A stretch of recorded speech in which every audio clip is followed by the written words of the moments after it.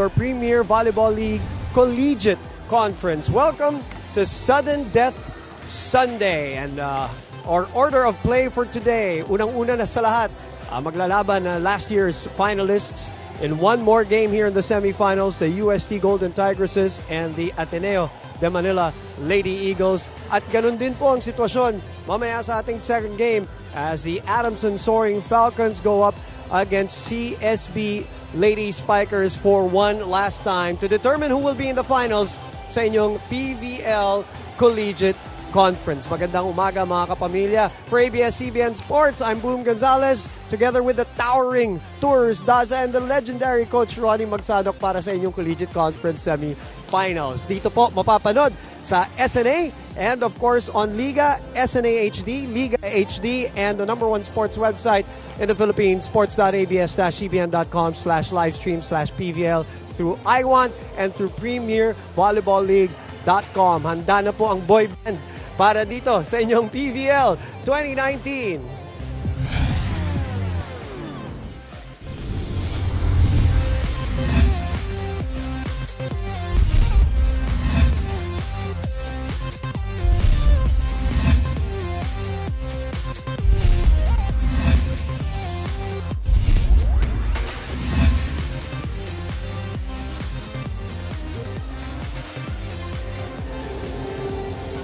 PVL fans, it is day number 3 of the Collegiate Conference semifinals, and we've got the UST Growling Tigresses going up against the Ateneo Lady Eagles.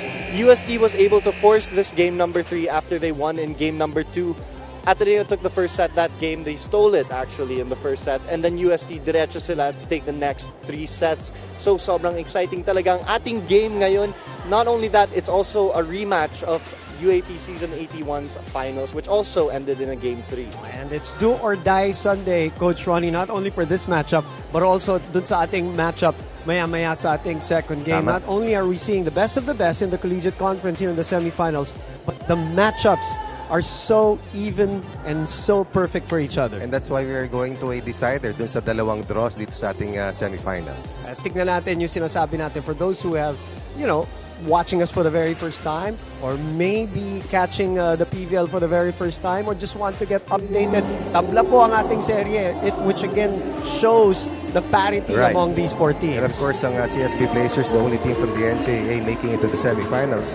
Ang Adamson naman never beaten dun sa elimination phase, was defeated by the Blazers, pero bumawi sila para may tulak ang serye dito nga sa huli at final day ng Final Four. Do or die Sunday. So let's begin with our game on hand right now. UST versus Ateneo. As Tours Daza mentioned, the rematch of the finals. Nagkabawian dito sa semifinals, both in 4 sets. But when you look at that last game, 2 things really stand out.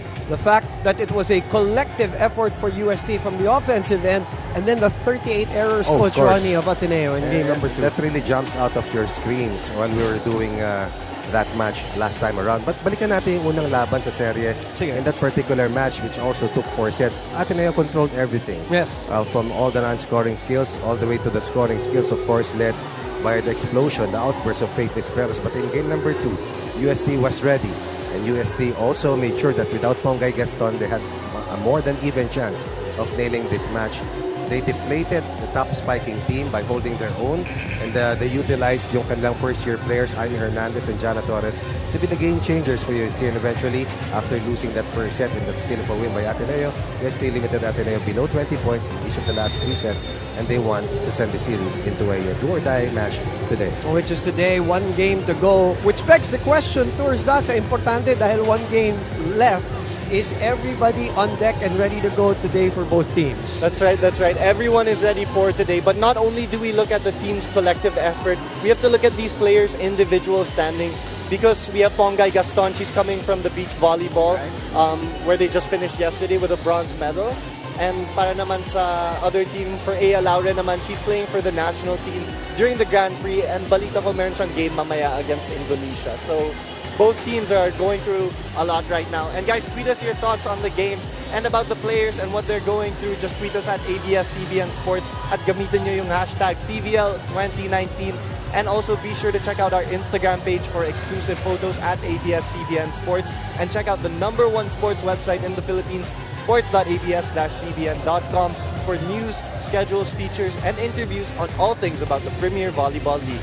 And lastly, be sure to like, share, and follow our Facebook page. Malapit na yan sa 1 million likes at Premier Volleyball League. We're at 990,000 likes and 990,758 likes. All right, sorry, Tours. I was just excited to say that we're excited to find out more from Tours Daza later dito sa ating Philoil Flying V Center as he will be reporting more on Ateneo and UST. Kami naman ni Coach Ronnie magbabalik para pag-usapan these two teams and kausapin two key players from both teams when you come back here on SNA.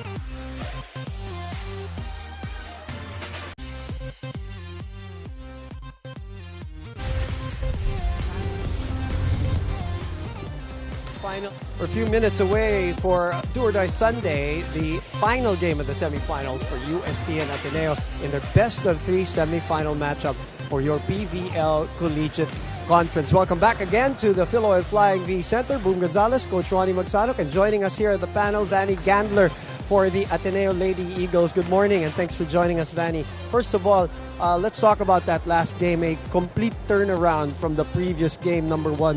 What happened in your opinion? I think we lost teamwork, so we also lost our communication. Yeah. What about your role from last year's team to this year's preparation for, of course, the UAP and this current competition? What's the different? What's your take on a different role for Vanny Gandler heading to this UAP season? Of course, with the loss of a lot of players, I have to step up, and not just me. All my teammates have to step up. Yeah. From a confidence standpoint, before we let you go, it's sky high right now for you. We all knew when you came into Ateneo, you always had the skills. Everybody knew that. But now you're getting all of that court time. Your confidence very high. Your role is very different. How are you feeling going into this last game of the semifinals in case? Yeah. I'm feeling good. Whatever happens, all we need is to learn. So as long as we learn, and because we have a bigger goal, and that's UAP, so yeah, I'm just gonna take in whatever happens. So you're right on course for preparations for the UAP. Thank you, Vanny, and good luck Thank with you. today's Thank you. game number 3. Vanny Gandler, as we mentioned, a key player for the Ateneo Lady Eagles this collegiate conference. Coach Ronnie, she seems to have broken out and has become incredibly confident, and it's showing throughout the conference. Dun sa last game, siya yung nanguna dahil medyo naiwan ang konti si Faith Nisperos. After Faith Nisperos was successfully contained by the defense of UST, Vanny Gandler exploded once again for the second straight match, and right now she's averaging 15 points in the semifinal series, has scored 30 points in the last 2 matches, 51 points in the first 5 games, that's 10 points per game, and that has been up to over 5 points in the last 2 matches. And right now, with 81 points scored by Vanny Gandler, a second-year player, she's number 9 in spike percentage, number 9 in service aces, and right now, she is also the second leading scorer for Ateneo behind, of course, Faith Nisperos. But she was outstanding in that match, in that game 2 of the series. 13 of 44 spikes and also produced 16 of 28 excellent receptions. And good news for her, she's going to have more help as Pongay Gaston, of course, in uniform today. In the meantime, ang UST Golden Tigresses are looking to advance to the finals of the Collegiate Conference. We'll talk about them, and we'll talk to a key player from game number 2 when we come back.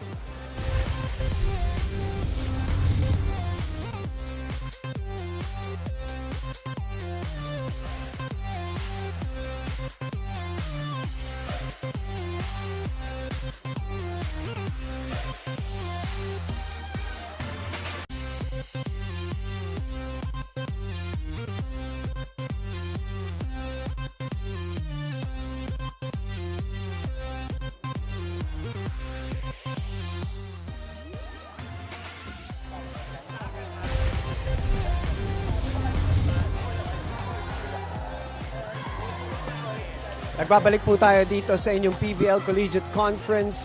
Ilang minuto lang magsisimula ang ating semifinals. Best of 3 Sudden Death Sunday. Kanina, nakausap natin si Vanny Gandler. Pinag-usapan natin Ateneo. Ngayon naman, doon tayo sa UST Golden Tigresses. And joining us, Jana Torres here sa ating pre-game. Magandang umaga and thanks for joining us, Jana. Napakalaki nung, good morning. Napakalaki nung pagbabago ng game number 2. Not only from a team standpoint, but pati ikaw, you only played 2 sets in game number 1, only scored 1 point. Anong nagbago doon sa game number 2 para sa'yo? Sinunod lang po namin yung game plan ng coach namin, which is yun po yung unang-unang sinasabi nila sa amin nung game 1 pa lang. Kaya po mas nag-work po yung teamwork namin nung game 2. So yun din po yung malaking pagbabago na ginawa namin. Kaya nanalo kami. Saan ka mas comfortable as a starter or off the bench? Kahit ano naman po, okay lang po sa akin. Basta po nakakatulong ako. At kailangan na kailangan ngayon, lalo na game number 3. Jana, good luck and sana magpatuloy ang maganda mong pinapakita. Thank you Para po. sa mga fans ng UST Golden Tigresses. Coach Ronnie, how big was she in that game number 2? You cannot quantify the amount of contribution that Jana Torres brought to the table para kay Coach Kung Fu Reyes. Imagine this, in their first match, 8 points. Against CSB, 4 points. Against TIP, 6 points. Versus FEU, none. While as they defeated Arellano University, she brought in 11 points, and that was the highest output for Jana Torres throughout the competition. A 1-point game in that first game loss in the semis, and suddenly coming up with 14 points. Yung blocking talagang contribution ni Jana, but scoring, she was an X-factor on offense. She was a two-way player for Coach Kung Fu Reyes, and she was 62% at 10 out of 16 accuracy sa kanyang mga spikes. Also had a team best 3 blocks and also scored on 1 ace. If she can replicate this performance and combine once again with Aime Hernandez, then we have a tremendous matchup coming up pretty soon. And of course, the Laure sisters continue to be the backbone para kay Coach Kung Fu Reyes. At kaya naman, excited na mga fans nitong dalawang kupunanan ng PBL mismo para manood ng live dito sa SNA and on Liga. And you can join the discussion, you can join the fun, you can join, as Coach Ronnie said, the tremendous action that will come your way dito po sa SNA and on Liga. Our Twitter account has never changed, that ABS-CBN Sports, #PBL 2019. At para sa mga nanonood online at sports.abs-cbn.com/livestream/PBL. Diyan lang po kayo, tuloy-tuloy po ang ating interaction. And here inside, DJ Jimmy is bright and early. He will be our first DJ on deck. First of 4 games. Today, Sunday, of course, the first 2 for the PBL Collegiate Conference. Magsisimula na ang ating semifinals when we come back here on SNA.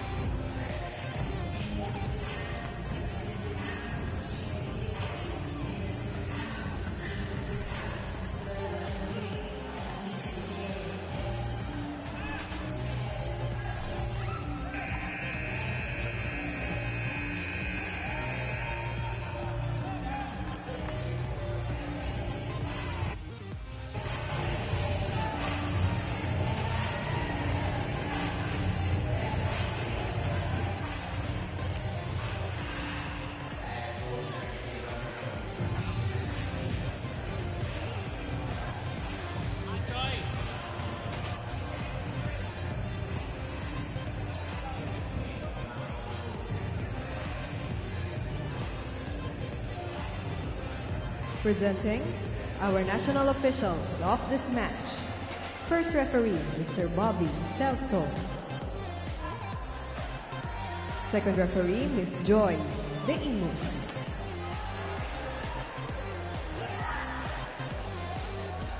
Now let's call on the starters of the UST Golden Tigresses. Starting off with their team captain, number 12, Paislyn Galdones. At number 5, Aimee Hernandez. Jersey number 8, Egia Laure. Jersey number 9, Energy Laure. At number 11, Maria Fe Galanza. At number 18, Jana Torres. And their liberos, number 1, Rizalinda Martin. And number 20, Rhea Raagas. Head coach is Mr. Emilio Kung Fu Reyes. Presenting the starters of Ateneo de Manila University Lady Eagles. Starting off with number 4, Julian Marie Samonte. At number 5, Vanessa Gandler. At number 6, Janelle Maraguinon. Jersey number 8, Jaisel De Los Reyes. At number 11, Erica Beatriz Raagas. Number 17, Faith Janine Shirley Nisperos. And their liberos, number 1, Danielle Therese Ravena. And number 19, Roma May Doromal.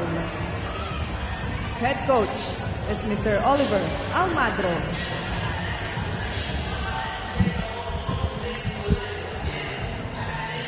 It is but right that we go to a game number 3 between these two teams. Pareho pong ating actually all the 4 teams. At pareho pong game 3 match na match. Ang gaganda ng laban, dalawang 4-setter para dito. Dalawang 5-setter naman dun sa kabila. And they really match up well against each other, these two teams. And we're barely scratching, Coach Ronnie, the surface of the talent that will be on deck for the UAAP when the lineups are complete. But right now, as it is, with all the youngsters, ang taas po ng ating skill level, talent level, and competition level between UST and Ateneo for game number 3. While on the flip side, para naman sa NCAA, Coach Jerry Yee has made sure that CSB is able to keep in step against the elite teams from the UAAP. And here we go. Game number 3 is on, and Ateneo with the first crack.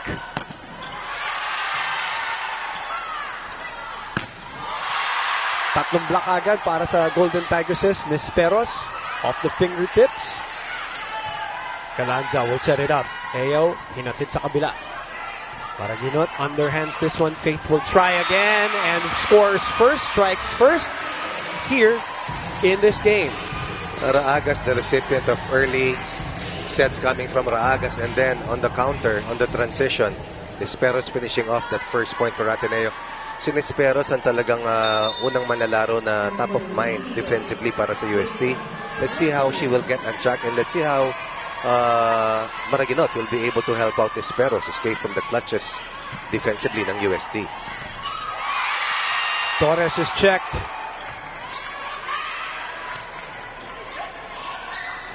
Tinala sa likod. And 2 straight points. Kanina Nisperos, dun naman sa kabilang side para kay Raagas. Raagas also average in double figures here in the semis. Raagas getting that nice set from Maraguinon. Once again, Raagas in that Ateneo win in game 1, a total of 16 points. Raagas in that Ateneo loss in game number 2 contributed a total of 11. First point for UST is off the service error for De Los Reyes. You talked about the 38 errors of Ateneo, no? the Lady Eagles, and that is a set and a half of 3 points. In match number 1 of the semis, they had 31 errors. UST had 33. Yes, UST strings up 2 consecutive points on the service ace coming from the sophomore. Tatlo siya nung last game. She had 3 service aces. So we have 1 service error for Ateneo for the first point of UST, and the service ace now for Ea Laure, who sends it to the net.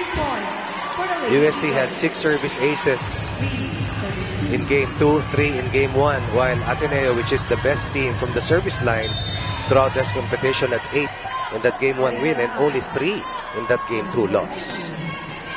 3-2. Laure. Aldones unable to put it away. Nesperos with a kill block from UST. And Jana Torres will be responsible for that one. Specialty of the house.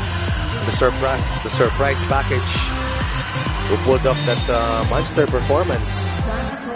Jana Torres, a total of 13 blocks heading to this match with a conference best 4 against Arellano University. And Jules Samonte also exploded with 11 points after accounting for 7 in that Game 1 win, 9 points per match.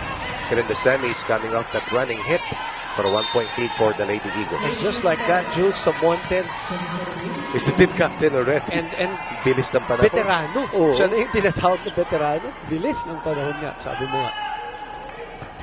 Galdones. Oh, this is Nesperos making something out of that. Galanza. Sa gitna, dinatid. Not good enough. Ragas will be checked. And that will go to UST. Coach Oliver Almato believes that was a block and not a net block. Samonte will talk to Bobby Celso on this one. A total of 12 kill blocks for UST throughout the series versus Ateneo, which produced 7 in Game 1 and 10 in Game 2. 17 for Ateneo in 2 matches. Romal receives. Samonte sa gitna. And she puts it away at 5-4. Perfect time for us to go to Tours Daza. Second leading scorer for the Lady Tigers as Aimee Hernandez had 12 points last game in order to force this game number 3. Asked Aimee how she copes with the pressure from transitioning to college from high school level of play, and she explained to me that she's been under Coach Kung Fu for about 6 years now, so there was no adjustment from transferring from high school to college. Not only that, for today she told me that that the team just needs to maintain its focus because they already have the momentum coming into this game. For today, Hernandez also mentioned that she wants to score more kill blocks as she only had 1 last game. Back to you, Coach Ronnie and Boom. Thank you, Tours. It's interesting that you point that out. A lot of the armchair experts, Coach Ronnie, enthusiasts of volleyball, when you go back to the campaign of UST last year in the UAP, at napaka-successful ng campaign, obviously. And a lot of people say that series could have gone either way, depends on the health of A. Laure. But a lot of people also thought that if UST had more active middle blockers in terms of their material, kasi di ba, ang weapons nila, yung mga wing nila, and wing CC spikers. and Ea.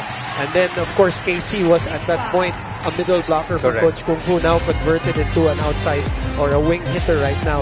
And with the addition of Hernandez here and Torres, this is parang nakumpleto yung lineup Yung ng arsenal, UST. no? No? That's why even with the absence of Isa Jimenez, Right. they've made it this far. In fact, undefeated itong team na to heading to the semis. Correct. And Ateneo dealt them their first loss of the competition. Very quick rallies is what we're seeing here. And both coaches have really prepared for this match simply because there's no tomorrow. Matalo rito, battle for third na pumunta. Manalo naman, lalaban sa finals against the winner of the draw between the Blazers and of course, ang team ng Lady Falcons. Sa Miyerkules yan. Sa Miyerkules, ang simula. Game number 1 ang ating collegiate conference. Great crowd here appreciating this high-flying act from Vanny Gambler. Puts it away here. She also had a very strong showing in the PVL prior to the UAAP season. Correct. But struggled in season 81. And let's see if she can use this strong showing as a launch pad. Again, Coach, alam na naman natin to that the UAP really a different monster. And Sobrang pressure. And the talk, because she had a good showing in the PVL Lalong conference tumaas yung prior, expectations. she started out as a starter for Ateneo Yes. in the UAP, and then Ang ganda ng nilalaro. correct. 7-all sa ating game number 3. Ragas lumusot sa block ang kanyang palo. So Ateneo ang unang papato. Ragas was Technical about timeout. Sorry. 4 points per game last season. This year, one of the go-to players of Coach Oliver Almagro, timeout for, or rather, first technical timeout, lamang Ateneo 8-7.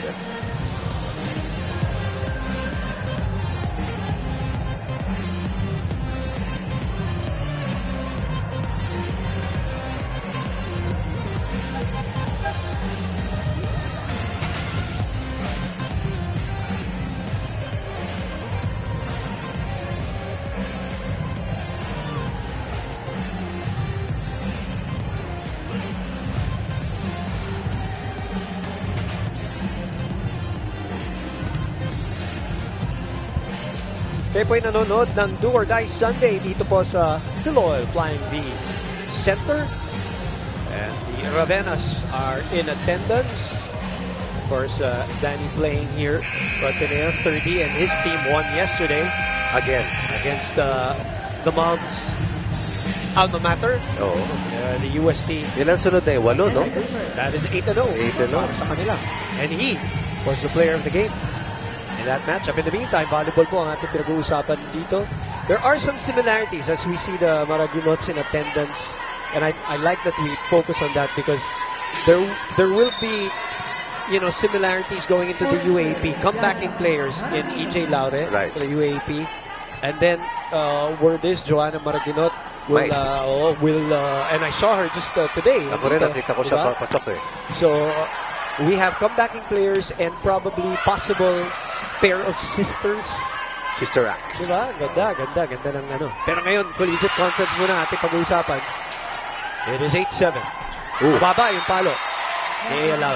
One thing is clear, Ateneo is ready for UST's middle attackers. Time and again, we found Samonte. And of course, De Los Reyes. Disallowing Hernandez and Torres from scoring early. 2-point lead for Ateneo, which seems like a luxury. And in the first set, Joe Maraginot in the house once again. High Flyer is in attendance watching this game as we are at 8-9. Ea Laure getting that point.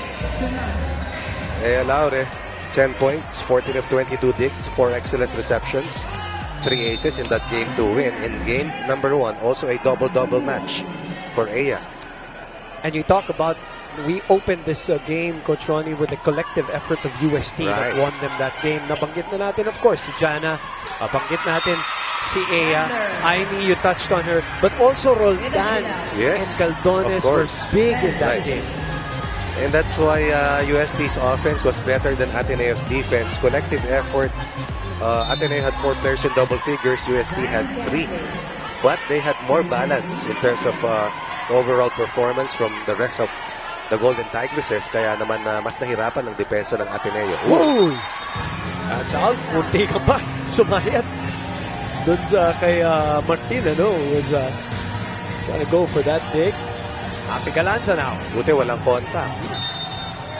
Number 9 in aces, of course, is Van de Gander committing that service error. 11 aces heading to the final game of the series from the field Austria. Si Van de Gander. Open. Desperos. Houghton keeps it alive. Laure sends it over and gets the point. That is one shot that Ea has mastered. Not relying on full force, but instead looking for the opening in the defense. Off speed, going long, going deep, attacking zone 6, and meeting the Roman. I like that you pointed that out, Coach Ronnie, because that's what I've noticed for her covering the collegiate conference.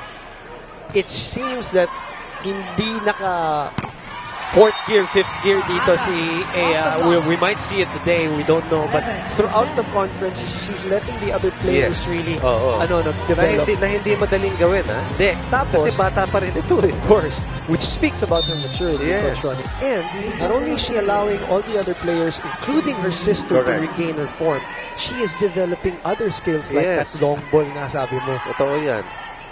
Dito naman sa gitna. Alam mo naman, nag-setter na to dati in high school. Desperos, cross court. Martin was there. Open again. And EJ unable to put it away. Desperos, dinala sa kabila. Samonte will set this one up. Maraginot, balik kay Faith. Faith. Galanza, balik kay EJ. EJ. Maraginot, sa gitna dinala kay Samonte. Longest rally of first set. Ragas was there. Faith, it's a little close to the net, but Samonte was there for coverage. Sa likod naman kay Gandler. Galanza, sa gitna binigay. And Ateneo is ready. Ragas goes for the kill. Torres was late, but what about that defense for Ateneo? In their last match, that was a sure point coming from Torres. And then in transition, and Torres was late. But that's the cue for Ragas to score once again. Ragas has been very aggressive, full of emotions. 2-point lead once again for the Lady Eagles at 12-10. And we interviewed Vanny Gandler during the pregame, and I asked her about her confidence, and it's obviously, the game has come to her here in this collegiate conference. I could have asked the same question to Erica Raagas because pareho silang Umangat, no? skyrocket yung kanilang, at least from a confidence standpoint. Layo talaga. And it shows, not just with their performance, but even with the numbers that we have followed throughout this collegiate conference. 11-12. Samonte. EJ from the other side puts it away. And that's the secondary setter, Aya Laure, setting up her soul sister, EJ Laure. A lot of people think that she has lost a little bit of her power, but when you consider and put it into context, Coach Ronnie, that February is the UAAP. Haba pa nun. She is, I think, Sakto. right on track, Sakto. sa kanyang pagbabalik. An attack point and then an offensive block will tie the match at 12. Raagas checked by Casey Galdones on that single block. Sabi natin kanina, UST had a total of 7 blocks versus Ateneo's 10, but it was enough to slow down the best offensive team in that game to victory for UST. Somebody touched the net, and it's from the UST side. Sayang yun dahil they had an opportunity to attack. At saka lamang na sila ng isa. Ganyan talaga. Itong ating sudden death. Taplahan, 13-0. That was a 3-0 run coming from UST, stopped by that net infraction coming from Torres. Nice pickup by Galanza to keep it alive, but it will sail out. So abante na naman ang Ateneo dito, 14-13. 2 unforced errors for UST will cost them. By the way, this is not the first time that EJ and Aya has played together, whether it's on TV or when you talk about the V-League, because some people might have forgotten that in 2016, when Aya Laure was in high school together with Maji Mangulapnan, as in the previous V-League iteration ng ating, sila yung guest players. They were the guest players of UST. At the time, Cici Rondina, batang-bata, 11th grade, grade 11.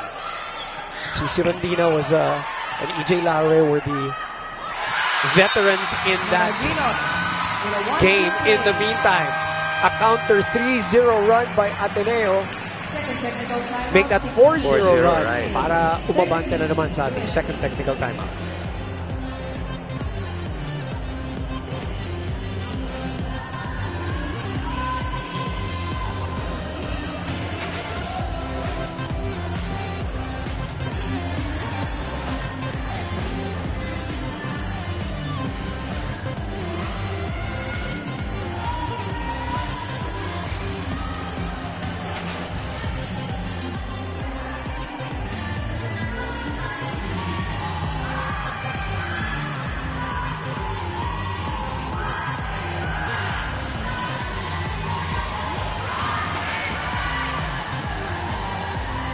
We expect the families to come out today of all these players, Coach Ronnie, because it is a Sunday and it's game number 3. There's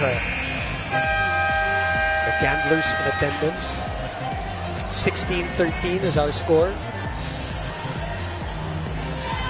UST and Ateneo for game number 3. Later on, it will be CSP and Adamson University. Yeah, Laure, as I mentioned, she was in high school, grade 11, together with Maji Mangulapnan. Right? Joined the V-League as guest players. EJ was the main gunner with CC, who was alternating also as a beach volleyball player at the time. Wala lang, dominating the beach volleyball circuit lang. And this is a good reply para sa UST after taking the lead at 13-12. They give up 4 consecutive points on 2 errors. And they have the time to regroup. And Torres is able to score once again. Sipin mo, 14 points. Conference best when the pressure was on. After a 1-point outing in 2 sets in game number 1. And another service ace dito para sa UST, which brings them back here 2 straight points. This was a concern for Coach Oliver in that game 2 loss, yung kanilang reception problems. Faith, cross-court. Bumalik ang bola sa Ateneo. Maraginot. Samonte sa gitna. Samonte Legal play sana yun. Kung kasali lang si Coach Kung Fu. 17. Samonte once again showing us that peak form, which enabled her to win the MVP award sa palarong pambansa as a middle hitter for LaSalle Sobel. Here's another player who's not a stranger to the PBL. Back, of course, Laro na rin siya, no? with Valley Pure. Oo. With the rest of the core of the championship team of NU Nazareth. Correct. Ooh. Kasama nila Janisa Johnson. Remember Yes, sila yung yes. doon. Joy Puro bata. Joy Puro bata, Micagande, oo. Babes Castillo, of course, a 4-time champion coach.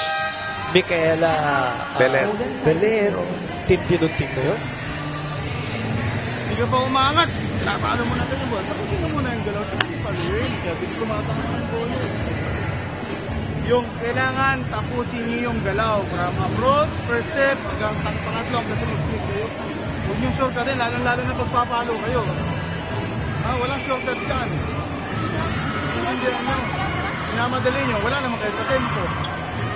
Yung speed versus timing tayo ngayon. Minamadali natin, wala naman kayo sa timing. Bawiin ulit natin. Go, UST!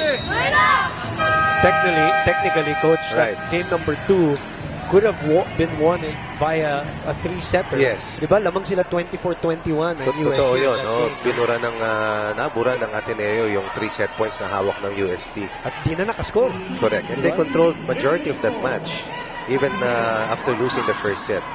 Ni halos Nagising no? Parang nabulisit. at tibay ng depensa nila eh. At na-anticipate nila na kinisperos ng kay Faith yung bigay. Oh, but we've also seen, Coach Ronnie, some teams crumble after a set like that na parang Right. sa'yo na, nawala pa. Dumulas Tapos, eh. nagtuloy-tuloy yung kamalasan doon sa mga sunod na set. Pero para sa UST, nagising sila and they finished that in 4 sets. Basta matibay kasi yung depensa mo, may chance ka eh. But right now, sila naman ang naghahabol dito. Apat. Because they have lapsed into numerous unforced errors that has hurt them after Quick attack. a 13-12 advantage. Hernandez finally gets through Ateneo's defense. Hernandez was the best player in that game to win. Isolated against Samonte, winning the battle against Jules and pushing UST to its 16th point, down still by 3. And the aforementioned Majik Mangulabnan A service specialist. and a best setter winner also for UST. Maganda-ganda ang pedigree nitong bata. Sobra. And put on weight since the time in 2016. Actually, sila ni Ea. Talagang built their bodies from 11th graders back in the day. Also bucking some injuries at si Maji. And now she's in the seniors and ready to go. Backing up Mafe Galanza. You like the temperament of Casey Galdones, no? With maximum exposure in the UAP finals. She's a totally different player. A much better, more balanced, at leader na rin siya ngayon.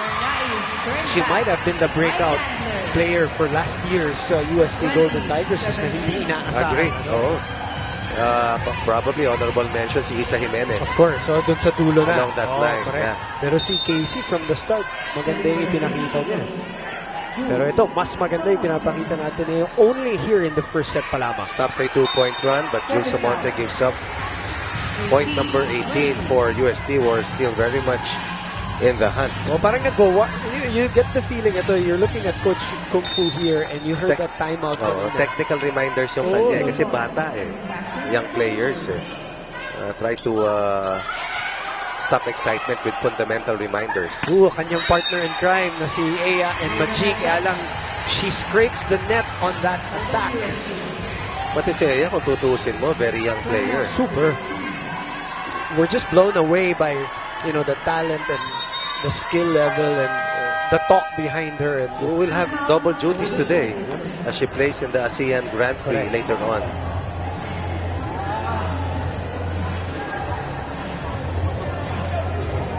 Maliit, hindi magpang-uno ka lang, bakit dos? Ngayon, ang tendency pa natin, ang set mo, papasok sa net. Hindi siya abot din sa ibabaw. Tendency, mag-touch the net pa. Hindi nyo kinuha yung open. Ayan! Transition attack, hindi kayo nakaset up. Dapat open na agad yun, ha? Sayang kasi, ang score nila, puro error lang natin. Ibig sabihin, hindi nila tinatrabaho yung pinuputos nila. Ayun, nakukuha nyo ba? Bawasan natin. Go, UST! Sabi nga ni Coach Ronnie kanina, a multitude of errors giving Ateneo this 3-point lead at this point, 21-18. Masakit. Oo, saka pinakamasakit, sunod-sunod eh. Multiple and consecutive at they are in a 3-point hole. Ateneo only 4 points away from winning set 1. UST committed only 19 in 4 sets in that game to win. Talking about unforced errors. Coverage there for UST. Sa likod, dinala naman. Nice, unable to put it away. Balik kay Ea. Ea goes cross court. This is still alive. Good decision by Vandler to send it to the other side. They're going to give that point to Ateneo because Maji is a backliner. No doubt Ateneo's floor defense is doubly better compared to what we saw of them. It's a game number 2. Easy call to make. UST's infractions. Nanganganak ng nanganganak and Ateneo inches closer to winning first set. Sa gitna. Hernandez puts it away. Still not yet a done deal dito sa ating first set. Although a 3-point lead for the Lady Eagles. Hernandez, 10 of 21 last Wednesday. Torres, 10 of 16. Also last Wednesday. And these are two middle hitters getting the job done. This is another great spark, of course. Roldan. They're ever happy. Yes, in game number 2. You know, she reminds me of in terms of that effect of the bench. Yung si Cortez ng UST dati na always came in with a positive attitude. Lagi masayahin, ano? And may impact kadalasan. And that was a not a good sequence for UST. Bumagsak na lang yung bola ng basta. No communication at all. Ateneo taking a look at the production coming from the field Austrian. Getting the first set. 2 points away. Ravenna will set it up to Raagas. That's wide. That's a rare miss hit coming from Raagas here in the first set. She started the onslaught para sa Ateneo. The connection between Maraguinot and Raagas has been evident early. Ang binawasan nila is yung touches for Nispero so far. So some adjustments offensively for Coach Oliver Almadro.